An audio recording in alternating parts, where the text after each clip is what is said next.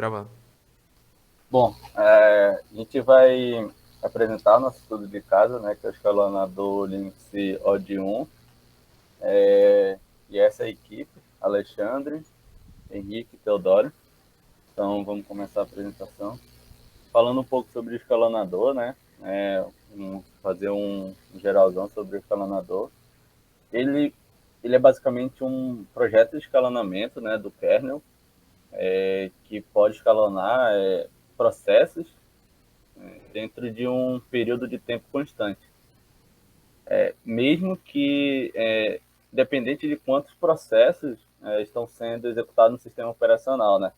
Então, essa é uma melhoria de escalonadores ODN, que antes era usado, né, no kernel. E, então é isso aí.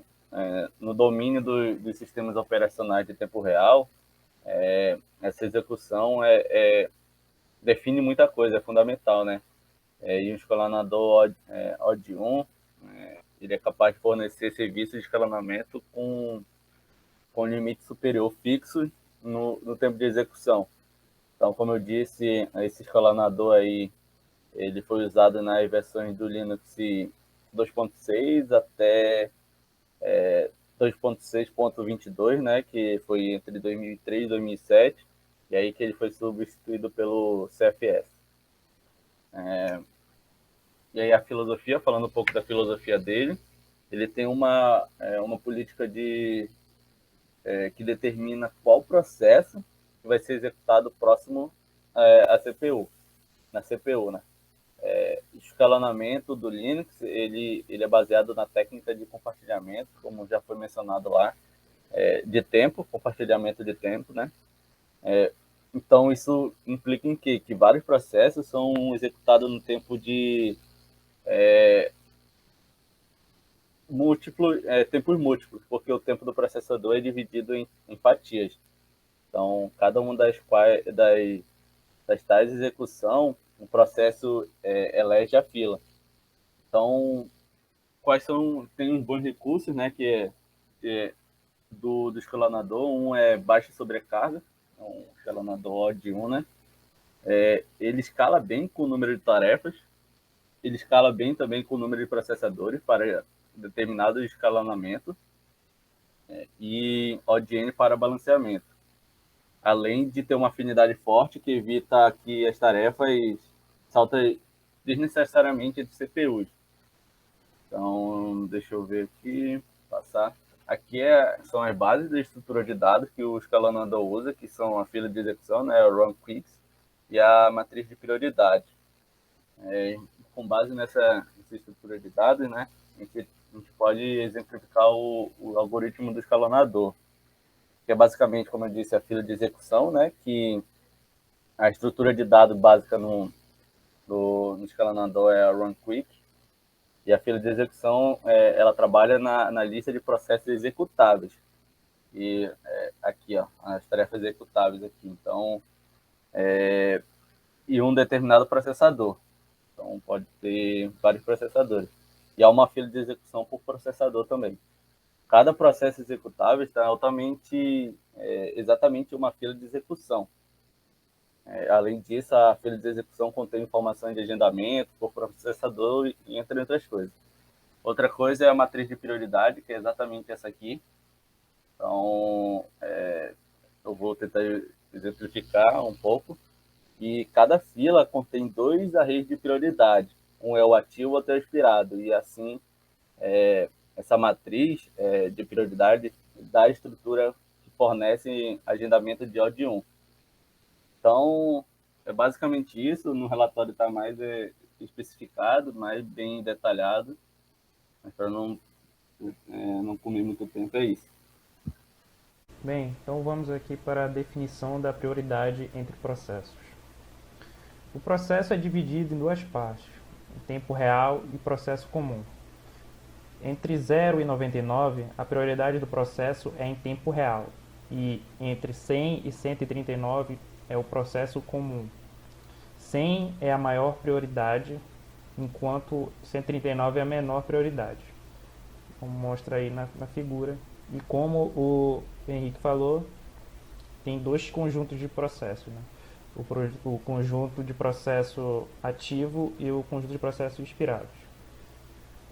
No conjunto de processo ativo, esses processos ainda não esgotaram seu quantum, portanto, eles ainda podem ser executados. Enquanto na de processos expirados, esses processos executáveis esgotaram seu quantum e, portanto, estão proibidos de serem executados até que todos os processos ativos tenham expirado. Os processos têm uma prioridade inicial que é chamada de valor nice. Este valor varia de menos 20 até 19, onde menos 20 é quando o processo é mais egoísta, enquanto que o 19 é mais generoso. Quanto maior o valor de nice, maior e generoso é o processo. E o valor padrão normalmente é o valor padrão sendo 0, né? Este valor é armazenado no membro static prior do task struct do processo.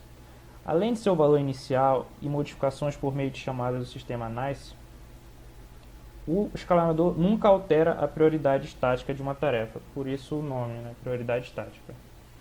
O escalonador, por sua vez, baseia suas decisões na prioridade dinâmica, que está armazenado na a priori.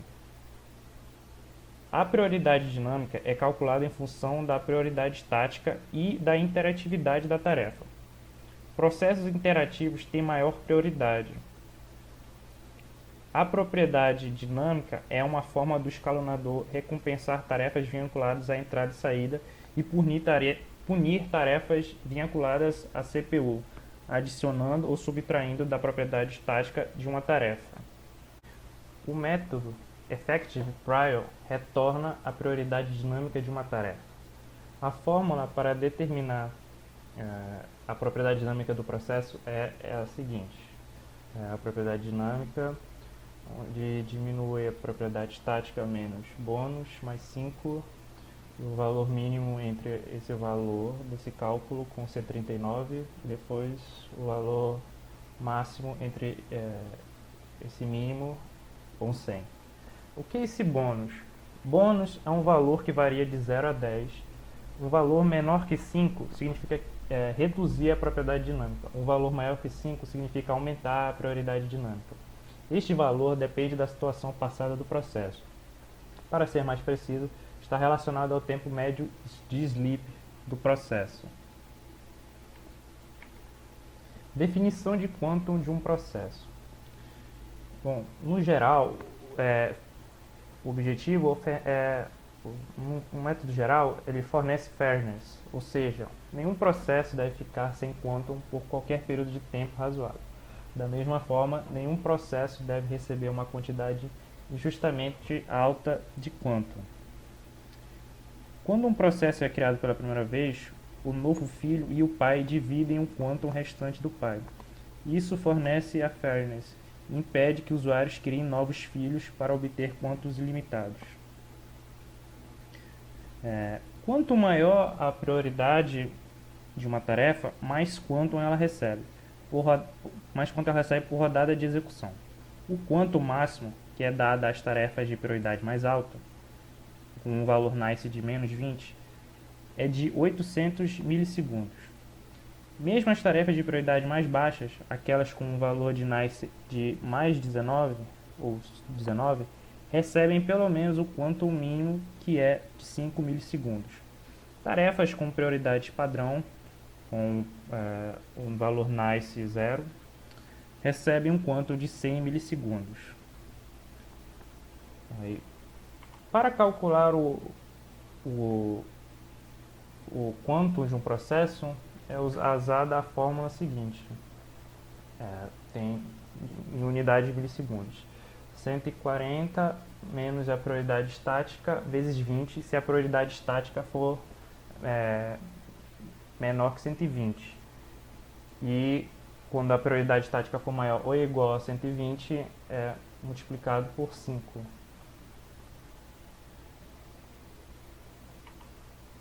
Aqui nós temos um quadro mostrando quanto a maior prioridade, o quantum de 800 milissegundos, enquanto na menor prioridade, um quantum de no mínimo 5 milissegundos.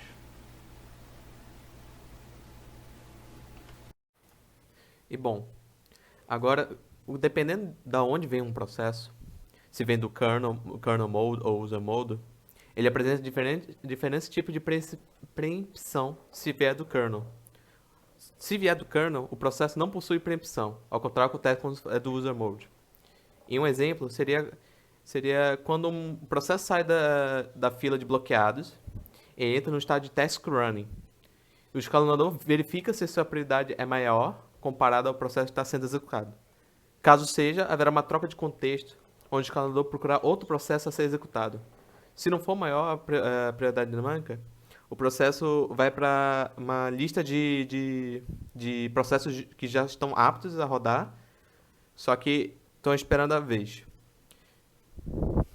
Mas por que o kernel... Não, volta lá. O kernel, ele possui prioridade estática, isso significa que esses processos terão a mesma prioridade sempre.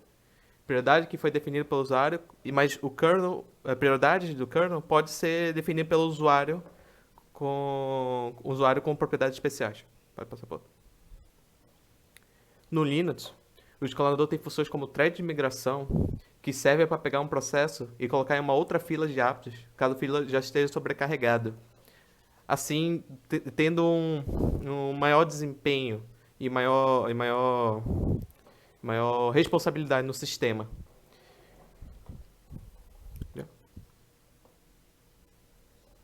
Obrigado. Já vou parar.